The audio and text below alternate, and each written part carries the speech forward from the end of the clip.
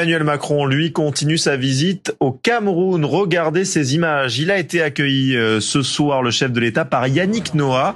L'ancien tennisman dirige désormais un village dans la banlieue de Yaoundé. Le chef de l'État qui, un peu plus tôt, a réaffirmé l'engagement de la France pour la sécurité du continent africain. Une visite qui intervient alors que le chef de la diplomatie russe, lui, est en Ouganda. Emmanuel Macron est revenu sur la présence de la Russie sur le continent.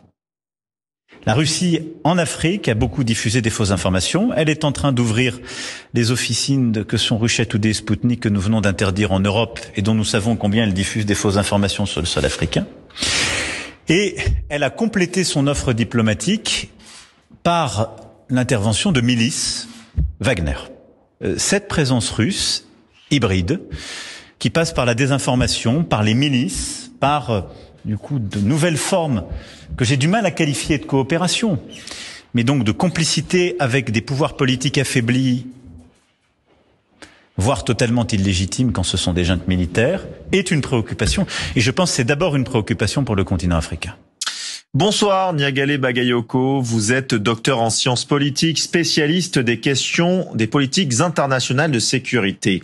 Tout d'abord, votre réaction sur ces propos d'Emmanuel Macron concernant la Russie. Le chef de l'État ne veut pas laisser le continent africain aux mains de Moscou ou des milices Wagner, si on comprend bien.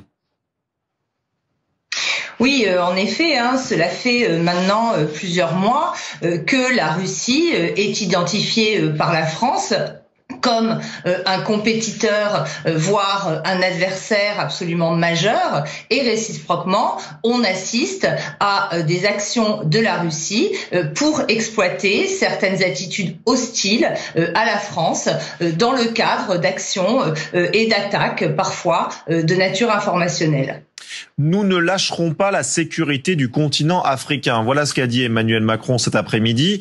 Mais la France a-t-elle vraiment les moyens de s'engager pour cette sécurité ? Je pense en effet que la vraie question n'est pas de savoir si la France va quitter le continent africain, mais comment elle va pouvoir y rester. Parce que aujourd'hui, bien que la politique de sécurité et la politique étrangère affirment avec détermination la volonté de rester engagée, notamment d'un point de vue militaire sur le continent, on s'aperçoit que les conditions de cette présence sont dramatiquement dégradées, notamment au cours des 2 dernières années, où une hostilité, à mon avis, sans précédent, a commencé à se faire jour au sein des opinions publiques, d'abord sahéliennes, puis plus largement ouest-africaines et africaines. Oui, justement, on a vu naître un sentiment anti-français, notamment au Mali. Les forces françaises vont devoir se redéployer dans le Sahel avec la fin de l'opération Barkhane. Est-ce que l'armée française est quand même bien accueillie par les autres pays de la zone ou pas du tout ? Il y a, de manière beaucoup moins intense et beaucoup moins forte qu'au Mali, des manifestations de scepticisme ou pire, de rejet d'une présence française beaucoup trop visible et beaucoup trop approfondie. Aujourd'hui, à mon avis, l'enjeu majeur dans les initiatives qui sont prises côté français va vraiment être de reconquérir les opinions publiques africaines et d'améliorer son image qui est désormais essentiellement perçue comme beaucoup trop paternaliste, mais également comme entachée d'une véritable inefficacité en raison des résultats assez limités obtenus par l'opération Barkhane. Quand Emmanuel Macron dit vouloir demander à des historiens de faire la lumière sur l'action de la France, sur la colonisation au Cameroun notamment, quel est votre sentiment ? Qu'est-ce que vous en pensez de cette proposition ? Cela s'inscrit très clairement dans l'approche mémorielle du continent qu'a choisi de mettre en œuvre le président Macron.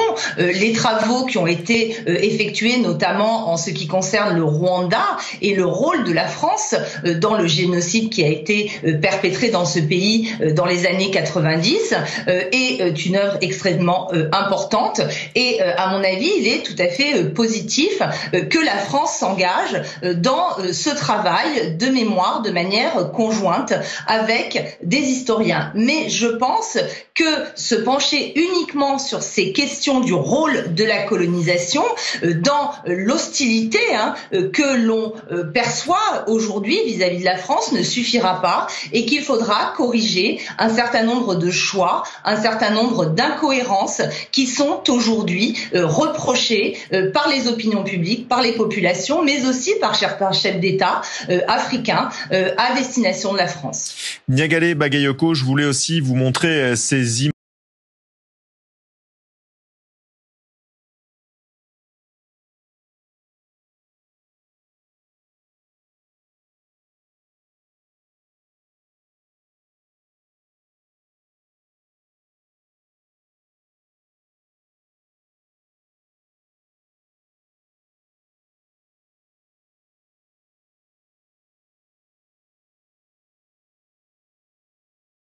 Créé au début des années 2000 sous un autre nom, celui de la MONUC, mais sa présence dans le pays s'est prolongée sans que la situation ne s'améliore véritablement. Aujourd'hui, on voit également une grande hostilité vis-à-vis de la mission onusienne déployée au Mali notamment, et cela démontre que d'une manière générale, bien au-delà du seul engagement français, ce sont tous les instruments internationaux d'intervention qui sont remis en cause en raison de leur trop faible impact sur les évolutions sécuritaires des différents pays du continent. Merci beaucoup Niagale Bagayoko. Je le rappelle, vous êtes docteur en sciences politiques, spécialiste des questions de politiques internationales de sécurité. Votre éclairage est très précieux ce soir. Merci à vous.